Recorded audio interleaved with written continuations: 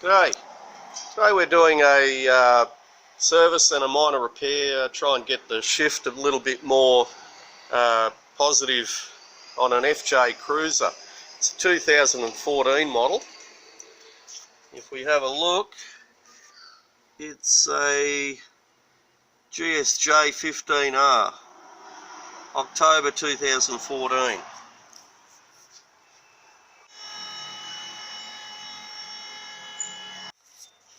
Now we've got a big woofer stone guard on this one, so we're going to remove just this section here, loosen these bolts here and take these off, and hopefully it'll slide out. We might have to take one of them off completely. These have the A750E transmission in them, which is a 5-speed transmission. Now we've got the filler plug up there, a bit hard to see. Over here we've got the drain plug, and we've got the little oil level tube that's in here, so we won't remove that one as yet.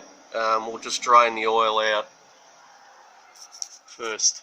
Also a good idea to clean the pan before you do any of that work, and clean around the filler plug. Okay, we've got the filter off. You can see all the solenoids here. You've got your shift solenoids and your linear solenoids. So if you have a look, some of them are actually quite loose in the bore. But we've got a very soft shift in all the gears in this one. It's only done 57,000 kilometres. Maybe worth just checking all those O-rings on there. These are nice and tight here. This one's pretty loose, so you might be losing a little bit of pressure there around the O-rings. For the sake of a couple of dollars in O-rings, you can greatly improve the shift quality of the transmission. So these linear ones, they don't actually, they just sit in the sleeve, but because they wriggle around like that, they can wear out a little bit. Here we've got the pan. You can see even in 57,000 kilometres, if a dealer tells you that you don't need to service a transmission, load of rubbish. Once these magnets become covered in the fine metal that's naturally produced or normally produced in the transmission, that fine metal will become attracted to the solenoids. Solenoids are the things that control the whole operation of the unit. So basically, the cleaner you keep it, the cooler you keep it, the longer the transmission will last.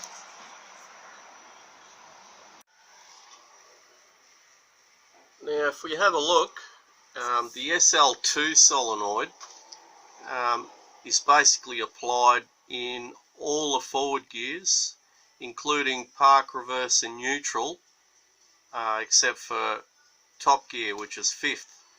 So we're gonna, because we've got soft shifts going in all the gears basically, we're going to take the SL2 solenoid out and just give it a flush as well, just to try and increase the improvement, increase the shift quality. So the SL2, if you have a look on the diagram, is the one that's on the passenger side, on the left hand side, at the front of the transmission. So it's near the, over here if we have a look, it's next to the selector valve. So there's a diagram of the operation of all the solenoids, the brakes or the bands, and the sprag clutches.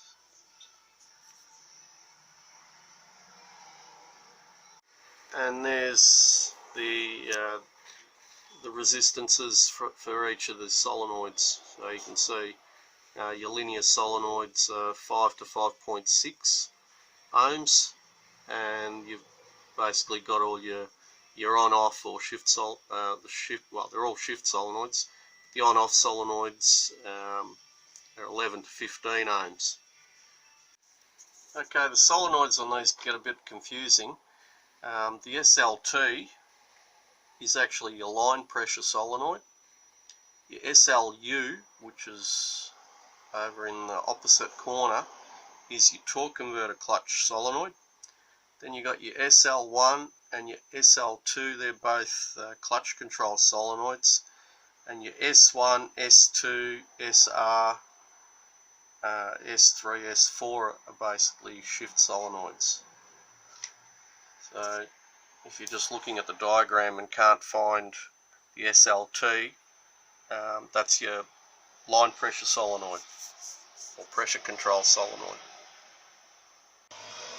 Now the way we get these solenoids out, there's a little bracket like for this noisy truck to go.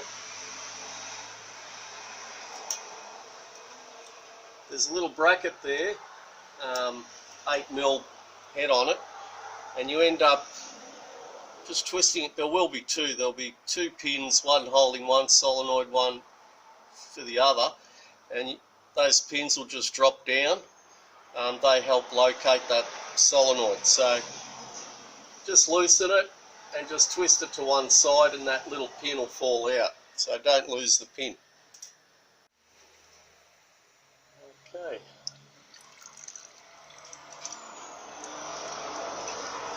There we go, there's the little linear solenoid. So there's not really a lot you can do to flush it out, but we are going to flush it out anyway. It might just get a little bit of rubbish out of it. Ideally you need to pull it apart. There's a special tool that you need, but if you're doing this on your own in the backyard, just flush it out, blow it out as best as you can, and measure the resistance, make sure it's within those specs that we just showed. Okay, so we've got the solenoid out, and we've got 5.8 ohms. Now it's supposed to be 5.6 at 20 degrees. So today we've got, I'm just looking at the temperature in here, it's 28 degrees. So that would actually be okay. The resistance will increase with temperature, so okay. Okay, we've got the solenoid.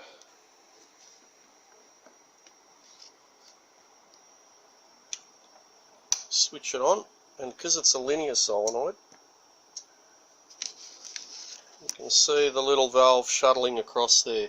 I'm increasing the amperage, and I'll just slowly, there we go. So at 10.5 volts, it actually throws that valve across. There we go. 10, and just coincidentally, 10.4 volts, a 12 volt car battery is considered flat. So seems to be working okay.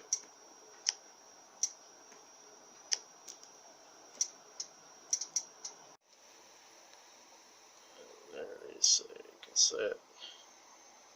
Well, just shuttling across there now.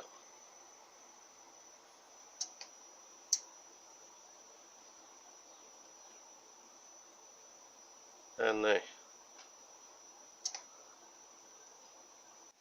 And if we just use the button on the voltage, we've got 11.1 volts. You can see that it's shuttling through. But these are linear, so they the amperage, as the amps are ramped up, it'll move that valve across and meter the oil flow.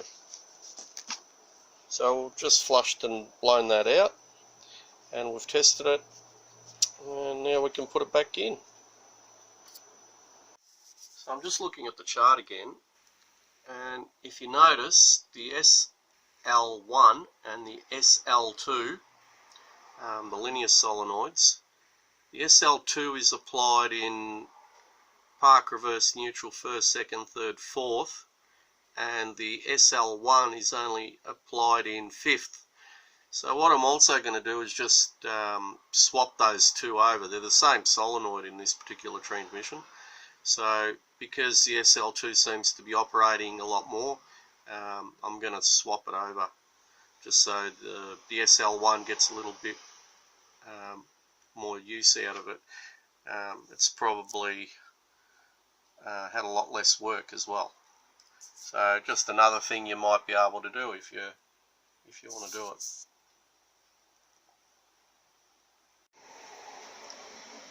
So I'm just going to whiz out the SL1, which is this one here. Same process. You just loosen that bracket there, and the pin will slide out, and then you can just slide that one out. And I'll flush it the same as we have on the SL2, and then we'll just put that one over here, and the one we've done we'll put in that place.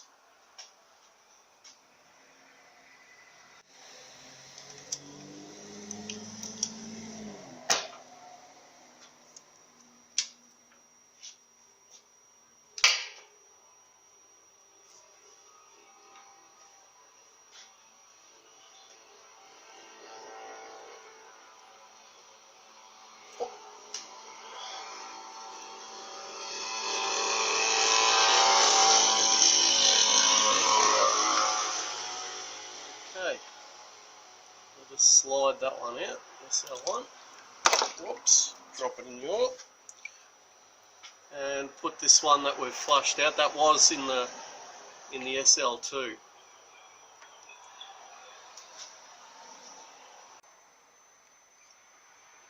It's in place.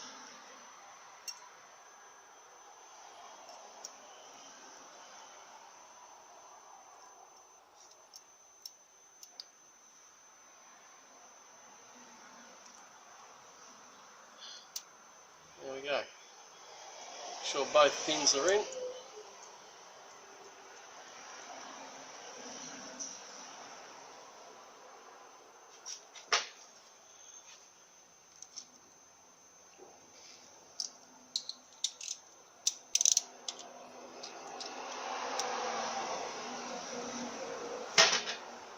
And make sure you put the plug in. Okay, we're going to do the same. We're going to flush out the one that was here and put it back over here. Okay, this one actually, when we ramped up the amperage, it applies at about 9.2, 9.3 volts. So it's probably going to be a noticeable difference. We'll just put that in. And you can just also note there's a little slot there that that little pin goes into, so you know roughly which direction to hold it in.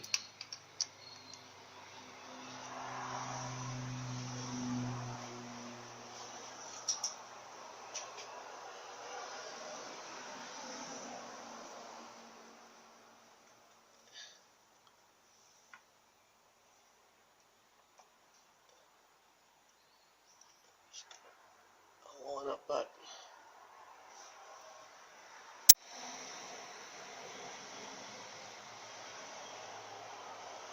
Alright, a little bit tricky to get the pins in, but you can do it. Just make sure you've got a tray to catch the pins when if you drop it. Now, when you're putting the filter on, don't forget to put the O-ring, or just check for the O-ring, that there's an O-ring there.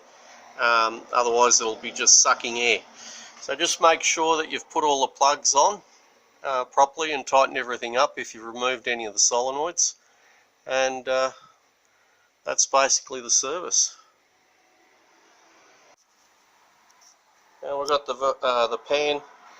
We're just going to put, like on, we've got another video or similar video for one of these transmissions, but we place these magnets up on the ribbing there, like that, or like this, whichever way you prefer, and it just allows that magnet to work on top and bottom.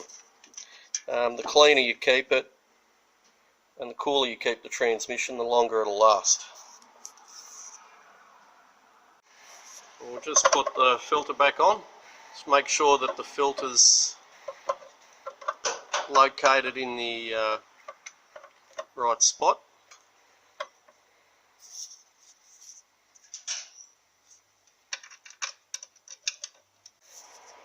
And also we're just going to clean the pan rail just to make sure it's not the gasket goes on dry, otherwise you might end up getting a little bit of weeping of oil in there. And that's basically how we did this service. So if you liked it, you can refer to our other video. We're just going to refill it now, same procedure as in the other one.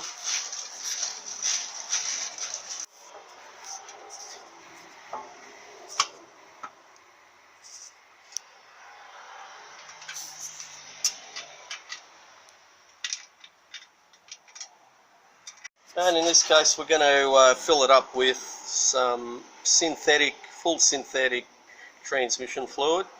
And this particular brand's Tritec, which we've been using the last few months.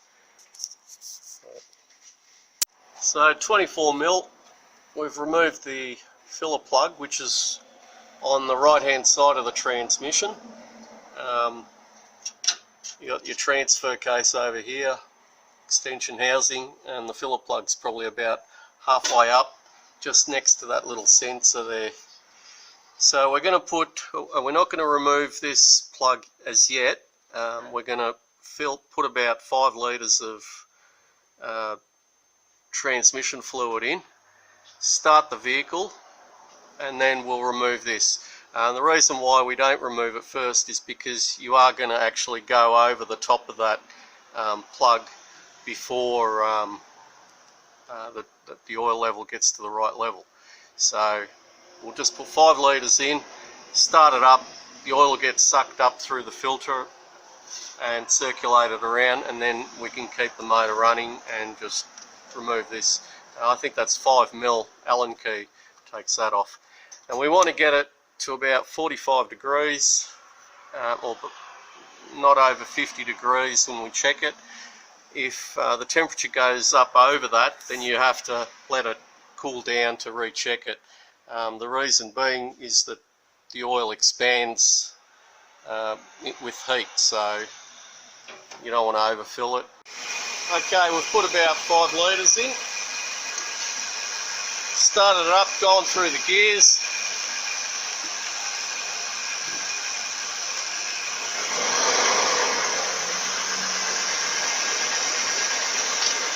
Yeah, just leave it in park.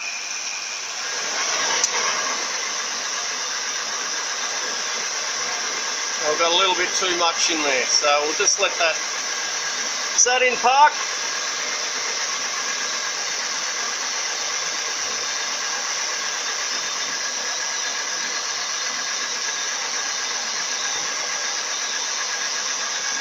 Oh, way too much in. Probably should have put about 4 litres in and then just topped it up. So we'll just let that come out until it gets to slight dribbling state.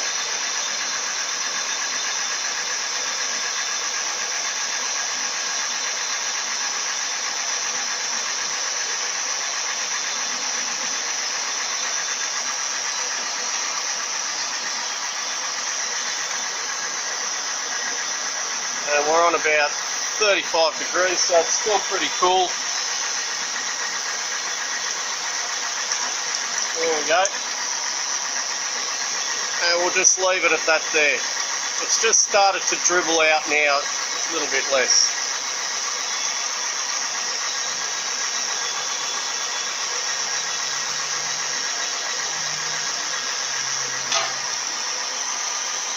And you can see how much, so there's probably not quite a litre there, but 4 litres, probably would have been pretty close. And there are the specs for filling the oil. So it's got to be between 46 to 56 Celsius or 115 to 130 Fahrenheit, and then it should be just trickling out between those two temperatures. Thank you for watching.